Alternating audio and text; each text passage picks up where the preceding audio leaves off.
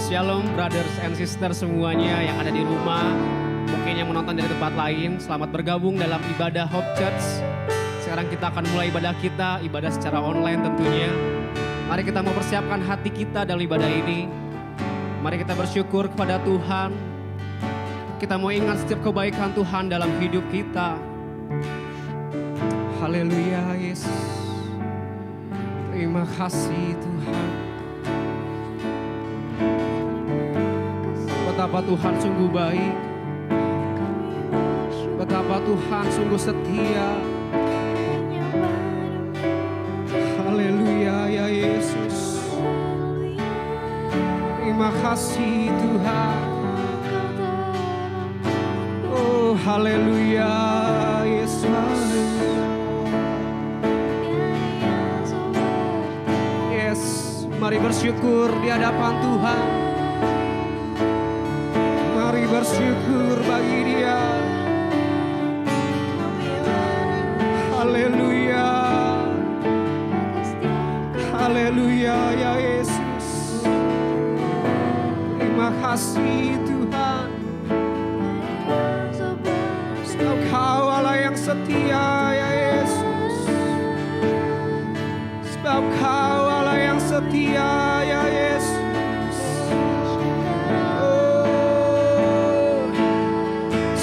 Kasih-Mu sempurna Tuhan. Yes Lord.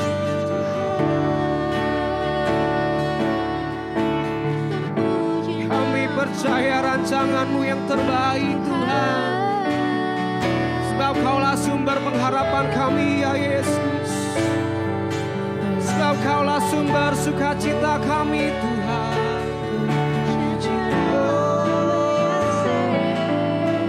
Haleluya ya Yesus. Haleluya Tuhan. Terima kasih ya Bapa. Terima kasih Tuhan. Kami undang Kau untuk hadir dalam ibadah kami ini Tuhan Yesus. Engkau yang lawat setiap kami Tuhan. Hadirat-Mu memenuhi setiap kami ya Yesus. Kami tahu kuasa-Mu tetap sama Tuhan.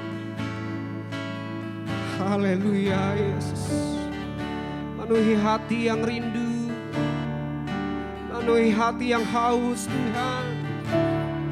Haleluya, haleluya Yesus. Terima kasih Tuhan. Haleluya Yesus.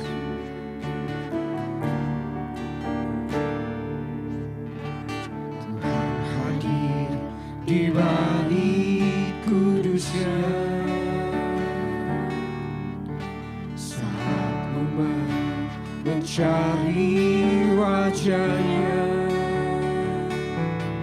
berseru, berdoa, bersujud menyembah, dan menikmati kehadiran. Tuhan mau dekat, Tuhan mau dekat dengan umat-Nya yang datang dengan segera hatinya.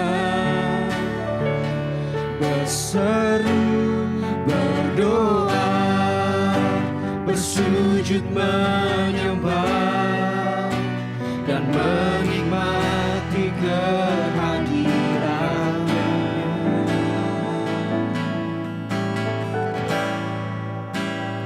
Hadirat-Mu memenuhiku,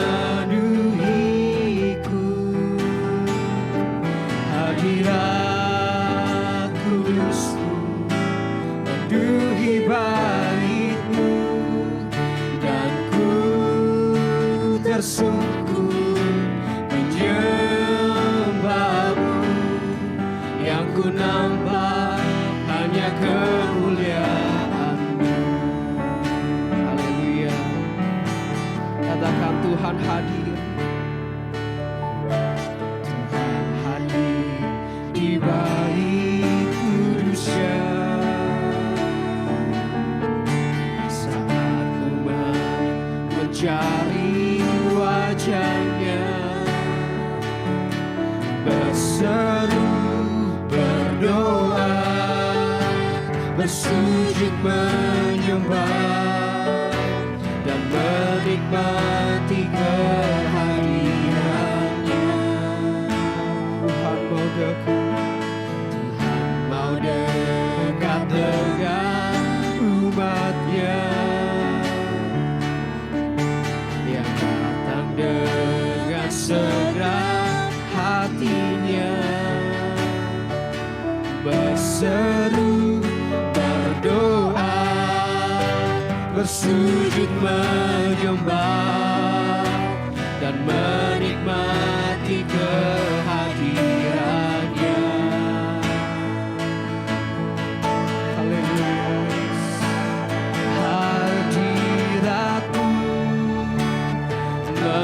memenuhiku, hadirat kudus-Mu memenuhi bait-Mu, dan ku tersungkur menyembah-Mu. Yang ku nampak hanya kemuliaan. Oh, hadirat-Mu, hadirat-Mu, haleluya, memenuhi. Biar kami rasakan hadirat-Mu, Tuhan. Memenuhi bait-Mu, dan ku tersungkur menyembah-Mu. Yang ku nampak hanya kemuliaan. Oh, hadirat-Mu, hadirat-Mu, haleluya Yesus. Kami rasakan hadirat-Mu Tuhan. Kami rasakan kasih-Mu ya Yesus.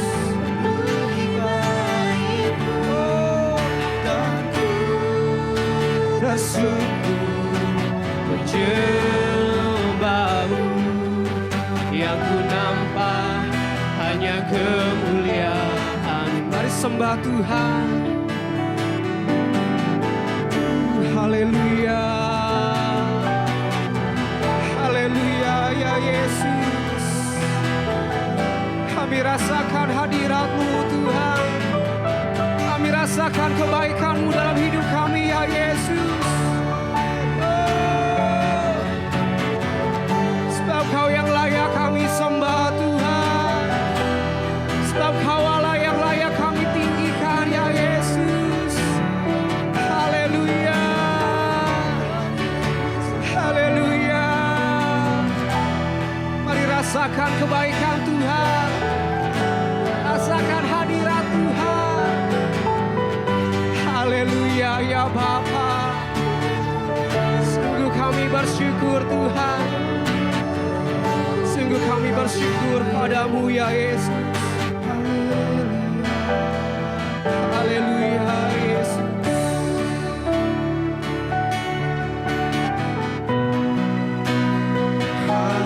Hadirat-Mu memenuhiku, hadirat kudus-Mu memenuhi bait-Mu,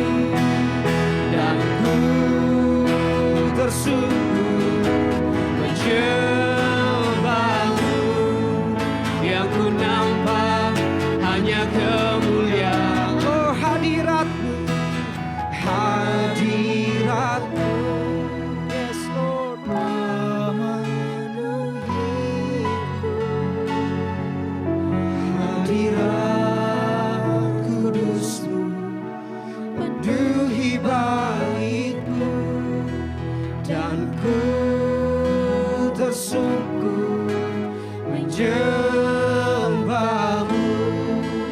Yang ku nampak hanya kemuliaan-Mu,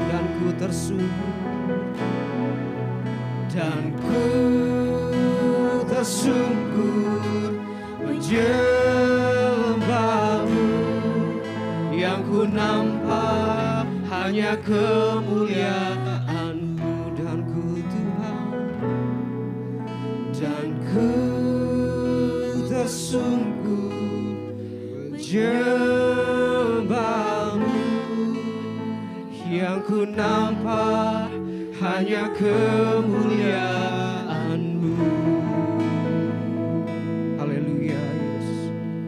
Karena kemuliaan-Mu yang selalu tampak dalam hidup kami Tuhan. Terima kasih Tuhan. Terima kasih ya Bapa. Haleluya Yesus. Di dalam nama Tuhan Yesus Kristus. Haleluya. Amin. Haleluya. Tiba saatnya brother and sisters, kita akan memberikan persembahan melalui harta kita. Mari kita persiapkan persembahan kita yang terbaik untuk Tuhan. Bagi brothers and sisters yang akan memberikan persembahan, boleh melihat nomor rekening yang akan tersedia di bawah layar device Anda masing-masing. Oke, sebelum kita berdoa untuk persembahan kita, mari kita baca 2 ayat dari 2 Korintus 9 ayat 7 dan 8. Sekali lagi dari 2 Korintus 9 ayat 7 dan 8. Kita baca bersama-sama di hitungan ketiga. 1, 2, 3. Hendaklah masing-masing memberikan menurut kerelaan hatinya, jangan dengan sedih hati atau karena paksaan, sebab Allah mengasihi yang memberi dengan sukacita. Dan Allah sanggup melimpahkan segala kasih karunia kepada kamu, supaya kamu senantiasa berkecukupan di dalam segala sesuatu, dan malah berkelebihan dalam berbagai kebajikan. Haleluya Tuhan Yesus. Kami bersyukur Tuhan buat hidup yang Kau berikan bagi kami ya Bapa. Buat kesempatan yang baru Tuhan Yesus. Buat pekerjaan kami, buat studi kami Tuhan, buat usaha kami, buat kesehatan kami Tuhan, dan buat setiap keluarga kami ya Bapa. Sungguh kami bersyukur buat setiap anugerah-Mu yang begitu besar bagi kami Tuhan. Tiba saatnya Tuhan, kami akan berikan korban syukur kami melalui harta kami ini Tuhan. Kayak Kau berkati Tuhan Yesus setiap persembahan ini, agar persembahan ini Tuhan boleh membawa kemuliaan bagi nama-Mu ya Bapa. Terima kasih Tuhan, di dalam nama Tuhan Yesus Kristus. Haleluya. Amin. Haleluya. Terima kasih untuk persembahan brothers and sisters semuanya. Tuhan Yesus berkati. Mari kita mau persiapkan hati kita untuk kita boleh dengarkan firman Tuhan hari ini. Haleluya ya Yesus. Terima kasih Tuhan. Sebab Kaulah pengharapan kami ya Yesus. Biar kami ikut kehendak-Mu ya Bapa. Sebab dunia ini tidak bisa jauhkan kami dari kasih-Mu ya Tuhan. Kasih-Mu yang nyata bagi kami. Kasih-Mu yang menyelamatkan. Haleluya ya Yesus. Terima kasih Tuhan.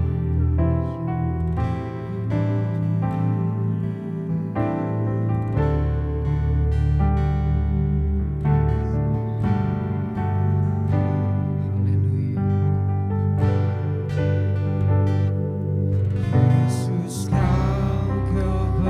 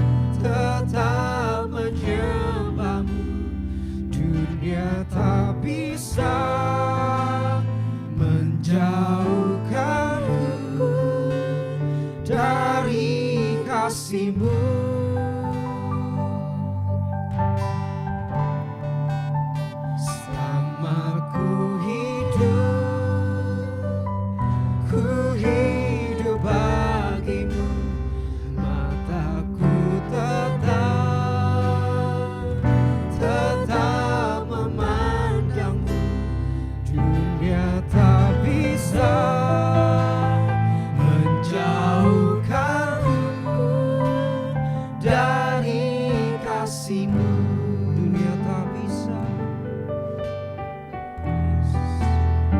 Dunia tak bisa menjauhkanku dari kasih-Mu. sebab dunia tak bisa, Dunia tak bisa menjauhkanku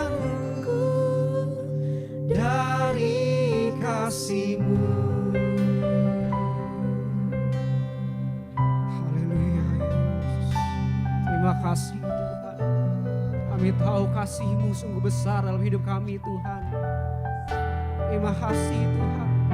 Karena kasih-Mu kami bisa memiliki pengharapan Tuhan. Karena pengharapan dalam Engkau tidak pernah sia-sia Tuhan Yesus. Tidak pernah mengecewakan bagi kami. Terima kasih Tuhan. Terima kasih ya Bapa. Engkau berkati kami Tuhan Yesus. Kalau sebentar kami akan mendengarkan firman-Mu Tuhan. Biar Kau urapi juga hamba-Mu yang akan bawakan firman-Mu Tuhan. Buat Pastor Nathan ya Bapa. Engkau urapi lidah bibir hatinya Tuhan Yesus. Agar setiap perkataan yang keluar dari mulutnya Tuhan berasal daripada-Mu saja ya Bapa. Terima kasih Tuhan, terima kasih ya Tuhan Yesus. Kami siap untuk mendengarkan firman-Mu. Di dalam nama Tuhan Yesus Kristus, haleluya, amin. Dan tiba saatnya kita akan mendengarkan firman Tuhan dari Pastor Nathan.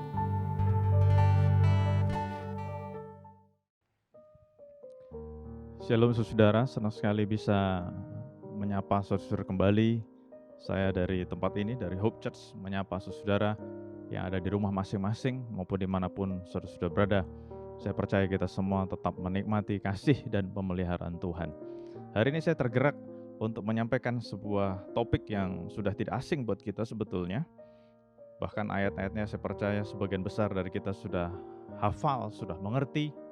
Tapi saya tergerak untuk coba menyampaikan sesuatu supaya kita bisa melihat lebih jelas lagi apa yang menjadi maksud Tuhan lewat ayat-ayat ini. Ulangan 28 ayat 13 dan 14. Ulangan 28 ayat 13 dan 14. Tuhan akan mengangkat engkau menjadi kepala dan bukan menjadi ekor. Engkau akan tetap naik dan bukan turun. Apabila, di sini ada kata-kata apabila engkau mendengarkan perintah Tuhan Allahmu yang kusampaikan pada hari ini kau lakukan dengan setia. Dan apabila, sekali lagi ada apabila engkau tidak menyimpang ke kanan atau ke kiri dari segala perintah yang kuberikan kepadamu pada hari ini dengan mengikuti Allah lain dan beribadah kepadanya. Sebelum lebih jauh lagi untuk kita membahas atau sama-sama belajar dari ayat ini, saya mau menyampaikan satu hal, dan hal ini adalah hal yang sangat penting. Semakin saya belajar firman Tuhan, saya semakin menemukan hal ini. Seringkali banyak orang Kristen yang lupa atau nggak ngeh akan hal ini. Setiap kali kita melihat ada janji Tuhan, kita mesti tahu bahwa janji Tuhan ternyata ada syarat-syaratnya. Jadi seperti sebuah koin yang ada dua sisinya. Satu sisi memang isinya janji, tapi kita harus lihat koin itu ada dua sisi. Jadi kalau cuma satu sisi aja nggak berlaku. Nah memang satu sisi isinya janji, tapi sisi yang lain ternyata isinya perintah. Jadi saya berani menyimpulkan bahwa janji Tuhan itu ada syaratnya. Beda dengan kasih Tuhan yang tanpa syarat. Kita tahu Tuhan mengasihi kita apapun kondisi kita. Tuhan mengasihi kita, bahkan sewaktu kita masih berdosa pun Tuhan mengasihi kita. Jadi kasih Tuhan memang tanpa syarat. Tetapi waktu kita bicara tentang janji Tuhan, saya mau saudara mengerti janji Tuhan ada syaratnya. Setiap kali kita membaca ada janji Tuhan yang kita baca di firman Tuhan, atau bahkan mungkin ada pewahyuan khusus secara pribadi yang Tuhan sampaikan, bahkan mungkin lewat hamba-hamba Tuhan yang bernubuat, saya mengatakan bahwa setiap janji itu ada syaratnya, ada perintah yang datang bersamaan dengan janji itu. Nah jadi saya harap dengan fakta ini, dengan kebenaran ini, kita nggak kegeeran kalau dengar janji Tuhan. Kita juga mesti tunggu perintahnya apa Tuhan.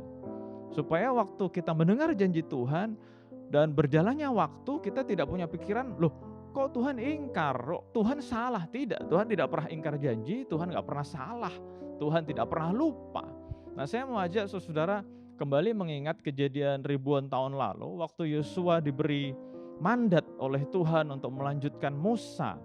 Setelah Musa mati, kita tahu Yosua melanjutkan kepemimpinannya dan Yosua memimpin bangsa Israel untuk masuk ke tanah perjanjian. Waktu Tuhan berbicara kepada Yosua, dan itu bisa kita lihat dalam kitab Yosua, dalam kitab Ulangan, kitab Bilangan, Tuhan berjanji kepada Yosua bahwa daerah orang Israel itu akan luas sekali. Secara sekilas saya akan sampaikan daerahnya itu di sebelah baratnya itu Sungai Nil, di sebelah timurnya itu Lebanon, di sebelah selatan itu sampai ke Sungai Tigris yang kita tahu ada di Irak sampai sekarang, dan di sebelah utaranya itu Laut Mediterania. Nah, waktu membaca tentang janji Tuhan buat bangsa Israel yang luas ini, nah kalau kita belajar sejarah, faktanya orang Israel tidak pernah menikmati daerah atau wilayah yang begitu luas sampai hari ini pun tidak. Kenapa? Apakah Tuhan ingkar? Apakah Tuhan lupa? Apakah Tuhan salah? Ternyata tidak. Waktu kita belajar sejarah bangsa Israel, waktu bangsa Israel sudah mulai menginjakan kaki di tanah perjanjian, ada beberapa suku yang bicara kepada Yosua, Yosua, aku sudah gak mau berperang lagi, udah capek. Jadi udah cukuplah begini aja. Nah padahal Tuhan sudah memberikan janji yang besar, tetapi bangsa Israel sudah berhenti berjuang, berhenti berusaha. Nah saya harap waktu kita menangkap fakta kebenaran ini, waktu Tuhan berjanji, kita juga didorong, ada encouragement di mana kita juga harus berjuang. Bukan waktu Tuhan janji terus kita jadi pasrah, kita tunggu janji Tuhan sampai Tuhan akan menggenapi. Enggak, ternyata saya belajar janji Tuhan ada perintahnya, ada conditionnya. Di sini ada kata apabilanya. Nah misalnya Tuhan berjanji kepada salah satu orang, bahkan mungkin kepada kita semua. Tuhan berkata, aku akan memakai engkau kepada bangsa-bangsa. Ini contoh ya. Aku akan memakai engkau kepada bangsa-bangsa. Nah selama kita tidak pernah belajar bahasa lain, bagaimana kita bisa jadi berkat buat bangsa-bangsa lain? Mungkin kita tidak perlu ke bangsa-bangsa lain. Tuhan mengantar bangsa-bangsa itu datang untuk menghampiri kita, untuk mendekati kita. Kita ketemu mungkin orang asing di pinggir jalan, kita temu orang asing di mall. Gimana kita bisa menjadi berkat buat mereka? Kalau komunikasi aja kita nggak bisa. Nah, jadi waktu Tuhan berkata kamu akan kuutus menjadi berkat buat bangsa-bangsa, ya saya mau encourage saudara, setidak-tidaknya kita harus belajar bahasa lain. Supaya waktu janji Tuhan itu dinyatakan, kita akan jadi berkat buat bangsa-bangsa. Tuhan akan kirim kita ketemu orang lain, suku lain, bangsa lain. Setidak-tidaknya kita sudah bisa berkomunikasi. Nah kita masuk ayat ini, di sini dikatakan Tuhan akan mengangkat engkau menjadi kepala dan bukan menjadi ekor. Nah tadi sudah kita baca secara lengkap, ada apabilanya.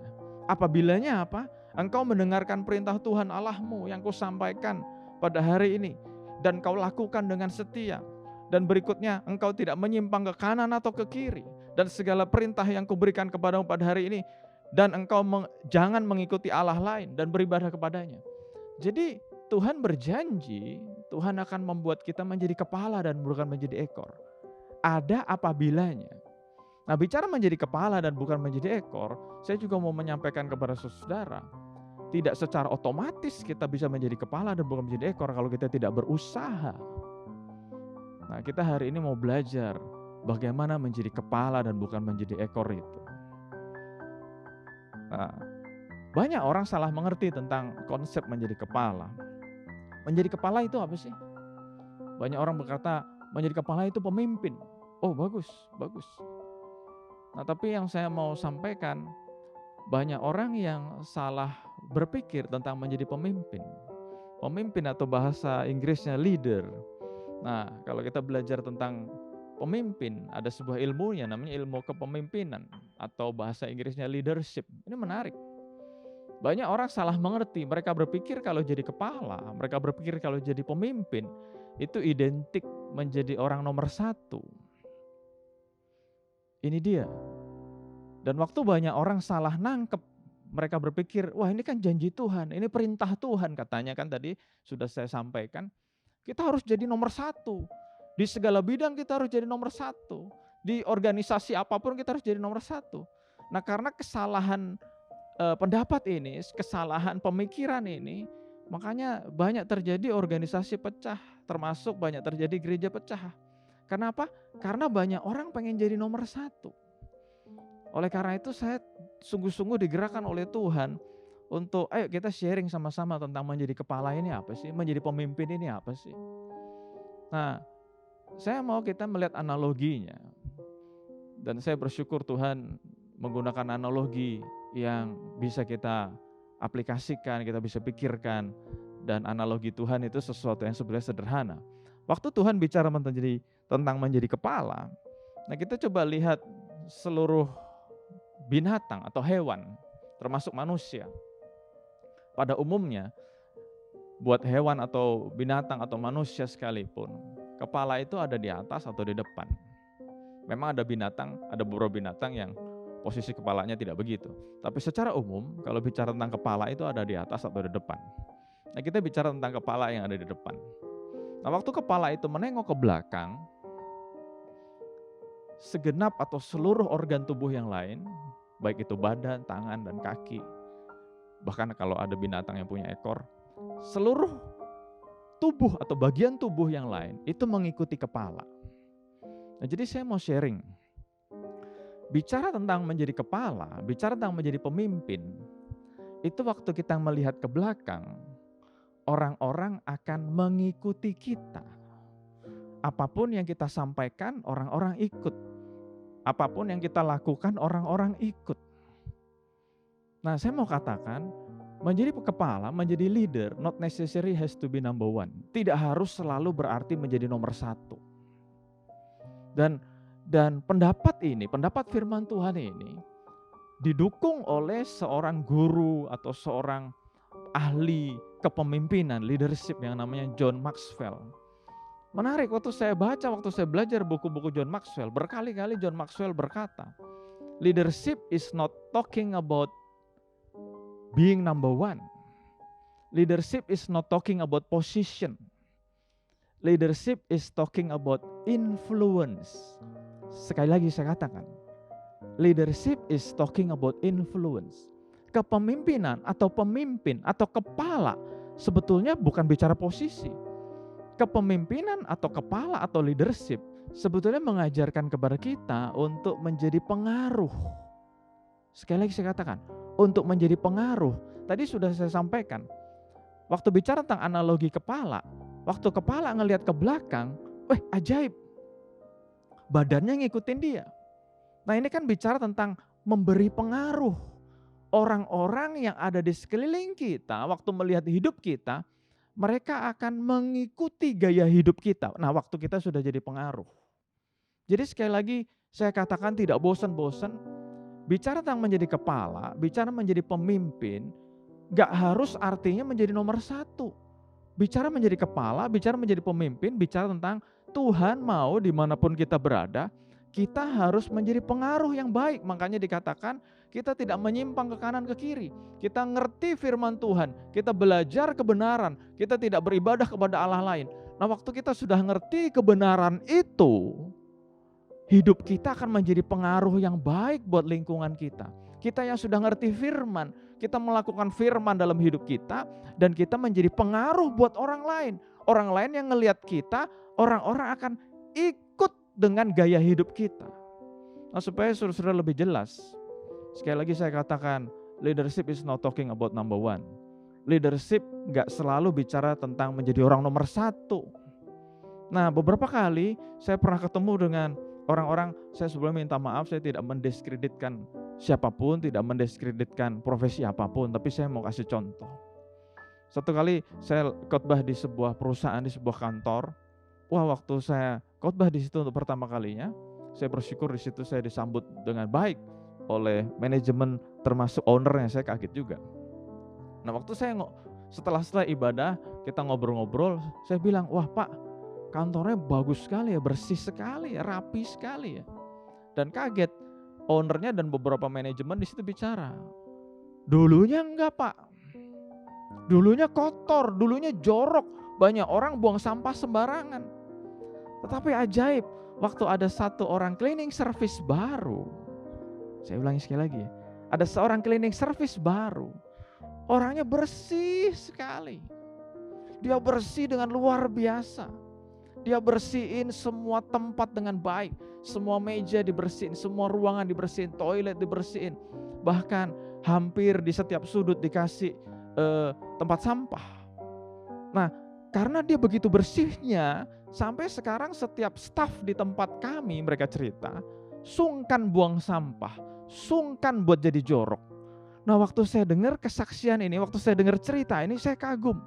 Ingat, seorang cleaning service kalau dia bisa melakukan sesuatu yang baik, ternyata akan mempengaruhi seluruh perusahaan itu, seluruh kantor itu untuk mengikuti dia, jadi bersih, jadi rapi. Jadi sekali lagi saya katakan, orang ini walaupun dia hanya cleaning service, minta maaf saya tidak diskreditkan cleaning service, tapi walaupun orang menganggap ini dia hanya cleaning service, tapi dia bisa mempengaruhi seluruh kantor, seluruh perusahaan, seluruh organisasi itu. Jadi dengan ilustrasi, dengan contoh ini saya harap saudara ngerti. Bicara menjadi kepala, bicara menjadi pemimpin, cleaning service ini berhasil. Dia menjadi pemimpin gerakan bersih-bersih. Perusahaan ini, kantor ini, organisasi ini menjadi rapi, menjadi bersih. Walaupun dia bukan CEO, walaupun dia bukan owner. Nah, apalagi kalau dia CEO, apalagi kalau dia owner. Jadi saya tidak menutup kemungkinan kalau memang Tuhan percayakan kita menjadi orang nomor 1, wah kita akan punya influence yang lebih besar. Kita akan punya pengaruh yang lebih besar. Tapi kalau Tuhan tidak menempatkan kita menjadi nomor 1, bukan berarti kita tidak bisa memberi pengaruh. Di Alkitab begitu banyak cerita tentang bukan orang nomor 1. Waktu kita tahu cerita Daniel bukan orang nomor 1 di kerajaan itu. Waktu kita bicara tentang Yusuf bukan orang nomor 1 di Mesir. Tapi kita tahu ceritanya Daniel bisa mempengaruhi raja-raja yang dia layani. Secara singkat, Daniel menjadi penasehat kurang lebih buat 5 orang raja besar. Yusuf menjadi penasihat atau orang kedua di Mesir. Tapi walaupun mereka bukan nomor 1, mereka berhasil mempengaruhi seluruh negeri, seluruh kerajaan. Jadi saya katakan, udahlah, jangan pernah berpikir harus selalu jadi nomor 1.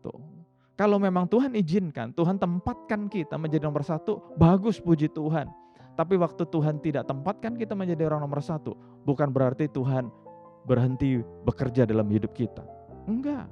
Kan saya sudah kasih contoh beberapa tadi. Jadi waktu Tuhan tidak tempatkan kita jadi orang nomor 1 sekalipun, bukan berarti Tuhan tidak panggil kita jadi kepala. Tuhan tetap panggil kita jadi kepala. Dimanapun kita berada, kita harus menjadi pengaruh buat lingkungan kita. Orang yang ngelihat hidup kita, orang yang mendengar tutur kata kita, orang yang mengenal kita, semakin mengenal pikiran kita, perasaan kita bisa mempengaruhi orang lain. Dan sudah pasti bicara tentang pengaruh yang baik, pengaruh yang benar, kita sudah baca ayatnya tadi. Tuhan sudah memberi kita tugas, memberikan kepada kita kepercayaan untuk menjadi pemimpin. Ingat, gak harus selalu jadi nomor 1. Pemimpin, kita memimpin keluarga kita memimpin teman-teman kita, bahkan kita memimpin atasan kita untuk semakin hidup benar, untuk semakin mengenal Tuhan, untuk semakin hidup sungguh-sungguh. Itu bicara tentang pengaruh. Jadi sekali lagi saya mau katakan, bicara menjadi kepala dan bukan menjadi ekor, itu janji Tuhan betul. Ya dan amin, saya setuju. Tapi juga bicara tentang perintah. Tuhan mau hidup kita jadi pengaruh yang baik buat orang lain. Lewat firman Tuhan yang Tuhan mau kita dengar hari ini. Ingat, Tuhan mau hidup kita menjadi pengaruh yang baik, pengaruh yang benar buat orang lain. Ayatnya sudah kita baca. Apabila engkau mentaati firman-Ku, apabila engkau menjalankan perintah-perintah-Ku. Nah, waktu kita menjalankan perintah Tuhan, kita mentaati firman Tuhan, kebenaran-kebenarannya, Tuhan juga mau kita mempengaruhi orang lain, supaya orang lain juga hidup dalam kebenaran firman Tuhan. Ayat berikutnya, Matius 5 ayat 13. Matius 5 ayat 13 sama ayat yang tidak asing buat kita. Matius 5 ayat 13 di sini dikatakan, kamu adalah garam dunia. Jika garam itu menjadi tawar, dengan apakah ia diasinkan? Tidak ada lagi gunanya selain dibuang dan diinjak orang. Nah, saya percaya saudara udah belajar banyak tentang garam. Bahkan mungkin di antara saudara sudah banyak yang khotbah tentang garam. Fungsi garam, fungsinya ini dan sebagainya. Wah, itu nggak salah, itu bagus, itu khotbah yang memberkati. Saya pun diberkati. Tapi hari ini saya mau ngomong sesuatu yang sederhana aja, sesuatu yang simple aja. Bicara tentang garam, saya percaya semua saudara-saudara tahu garam kan. Rasanya garam apa? Asin. Dan ada sebuah keajaiban terjadi, saya katakan keajaiban. Benda apapun yang dijamah oleh garam, rasanya menjadi asin. Ingat, rasanya garam apa? Asin. Dan benda apapun yang dijamah oleh garam menjadi asin. Nah, jadi lewat khotbah yang sederhana ini, yang simple ini, saya juga mau mengingatkan kepada saudara, sebetulnya arti dari ayat ini mirip dengan arti dari Ulangan pasal 28 ayat 13 tadi. Tuhan mau kita menjadi pengaruh. Jangan terjebak bicara kepala harus menjadi orang nomor satu. Bicara menjadi pemimpin tidak harus menjadi orang nomor satu. Ingat, leadership is not talking about position. Leadership is talking about influence. Nah, kembali kepada Matius pasal 5 ayat 13 ini, bicara mengenai garam, ternyata Tuhan juga mau bicara sesuatu yang sederhana. Tuhan bicara kamu adalah garam dunia. Kamu, saudara dan saya adalah garam dunia. Kenapa garam dunia? Karena Tuhan mau siapapun yang kita jamah hidupnya menjadi asin. Garam yang rasanya asin, siapapun, benda apapun yang dijamah oleh garam menjadi asin. Makanya kalimat berikutnya dikatakan, ini kalimat yang mengerikan ya. Kalimat berikutnya mengatakan, jika garam menjadi tawar, dengan apakah ia diasinkan? Gak ada gunanya selain dibuang dan diinjak orang. Wah, ini kata-kata yang mengerikan ya. Garam kalau sudah kehilangan keasinannya, garam kalau sudah kehilangan kemampuannya untuk mempengaruhi, saya ulangi sekali lagi ya. Garam kalau sudah kehilangan kemampuannya untuk mempengaruhi, firman Tuhan katakan apa? Gak ada gunanya selain dibuang dan diinjak orang. Dibuang gak enak, udah dibuang diinjak lagi. Nah, jadi saya menemukan peribahasa dibuang dan diinjak orang ini mirip-mirip dengan peribahasa bahasa Indonesia. Mirip-mirip dengan sudah jatuh ketimpa tangga. Udah gak enak, jatuh dari tangga tuh gak enak. Tangganya nimpain dia lagi.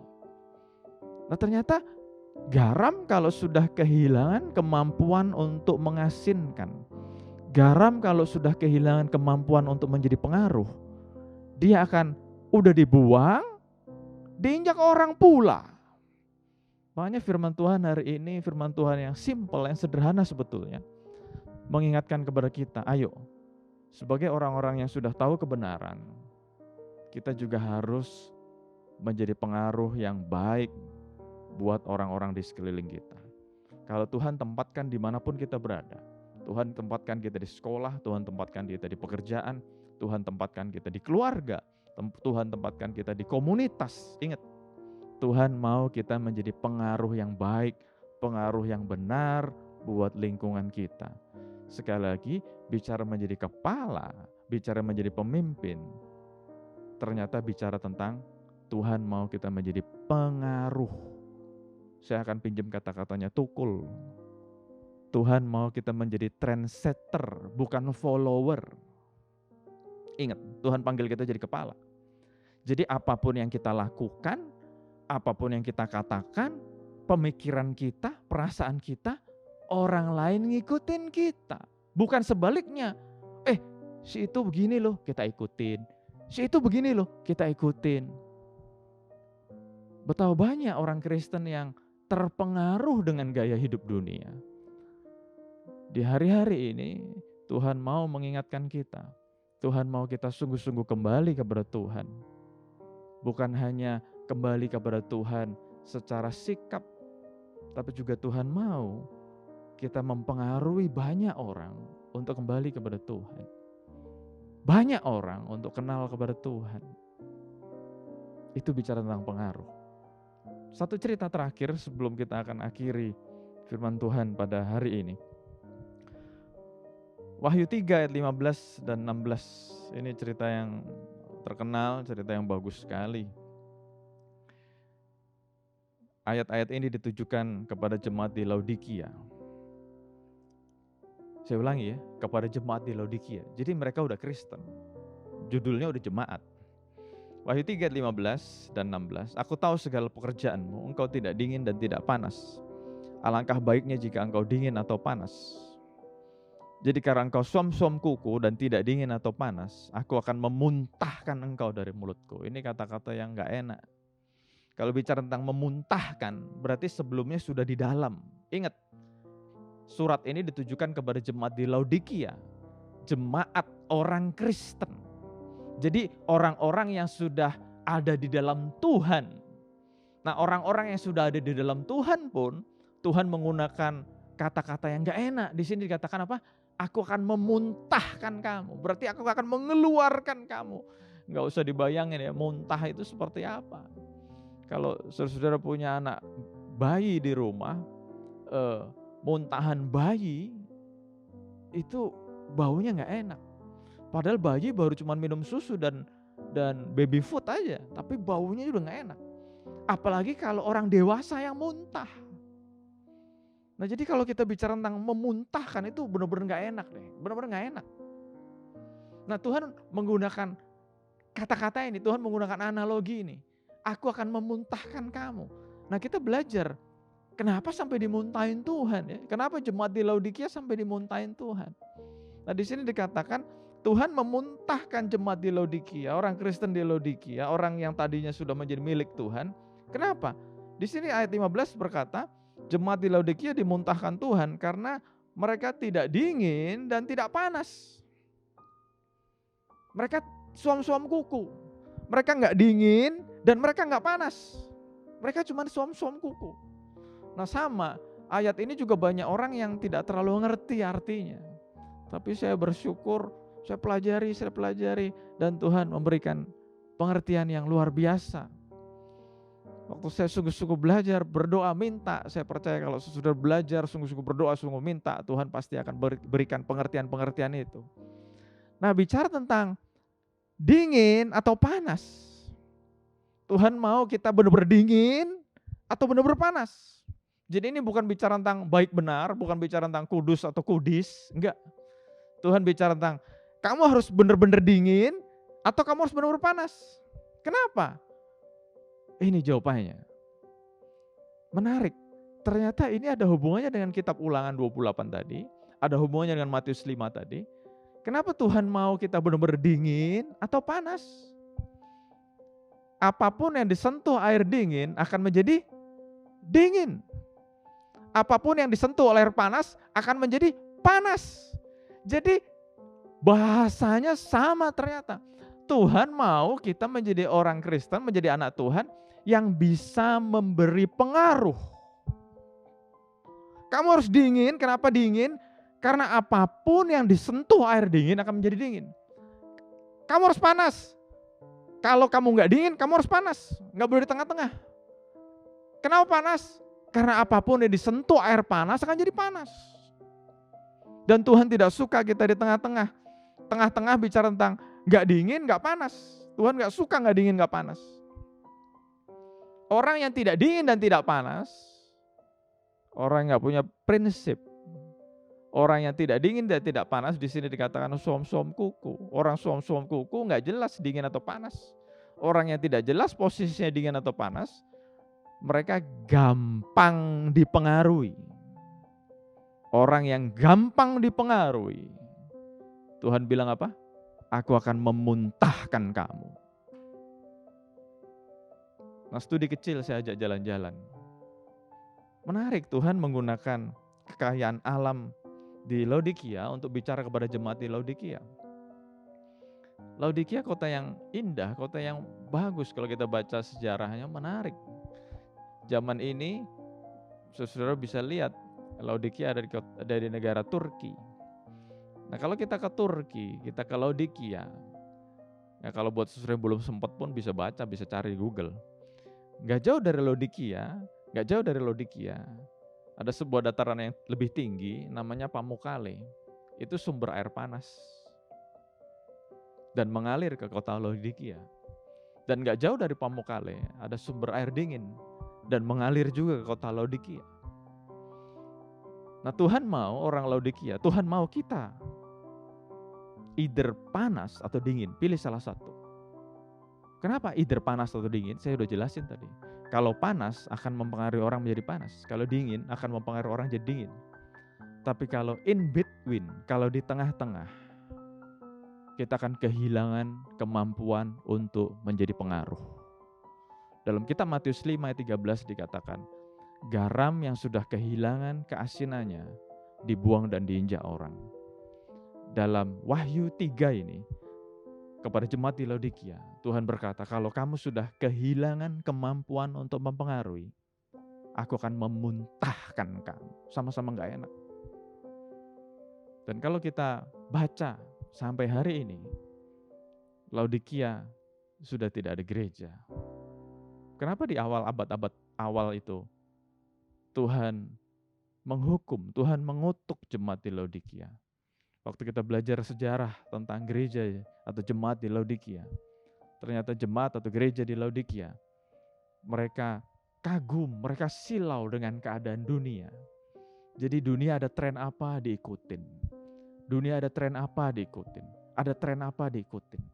Mereka gagal menjadi pengaruh, tapi sebaliknya mereka dipengaruhi. Oleh karena itu Tuhan marah, Tuhan kecewa, Tuhan sedih. Dan Tuhan berkata kepada jemaat di Laodikia, aku akan memuntahkan kamu.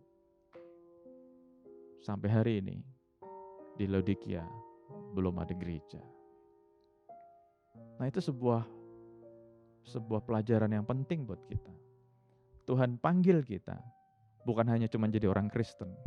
Tuhan panggil kita bukan cuma jadi anak Tuhan, bukan cuma jadi hamba Tuhan, bukan cuma jadi sahabat Tuhan. Tuhan panggil kita untuk kita boleh jadi kepala dan bukan jadi ekor. Ingat, bicara menjadi kepala artinya apa?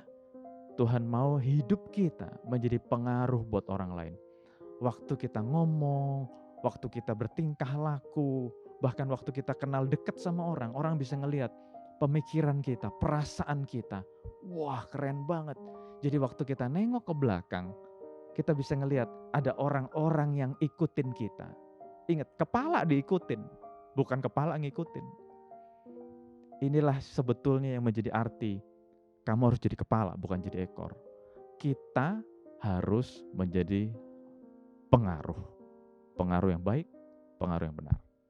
Amin buat firman Tuhan. Bapak, kami bersyukur Tuhan untuk firman-Mu yang sudah kami dengar pada hari ini. Aku berdoa Tuhan, waktu Engkau memberikan perintah-Mu, waktu Engkau memberikan janji itu, aku berdoa Engkau sendiri akan tolong kami Tuhan. Engkau mampukan kami untuk kami boleh berjalan dalam rencana Tuhan.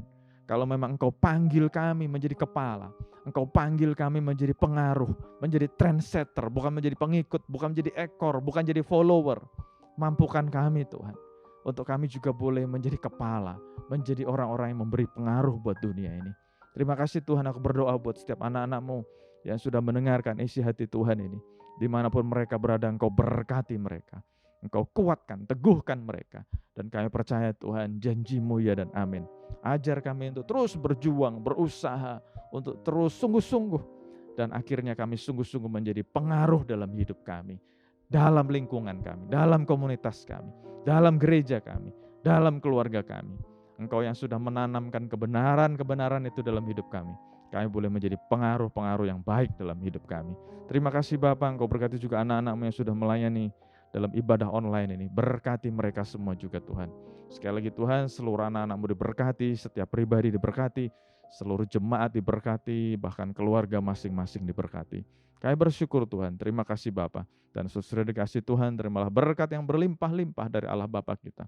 Kasih sayang anugerah dari Tuhan kita Yesus Kristus dan persekutuan dengan Roh Kudus yang terus memimpin, menguatkan, meneguhkan kita. Ada selalu bersama dengan kita mulai saat sekarang ini, bahkan sampai selama-lamanya. dan kita yang diberkati Tuhan sama-sama katakan amin. Tuhan Yesus berkati.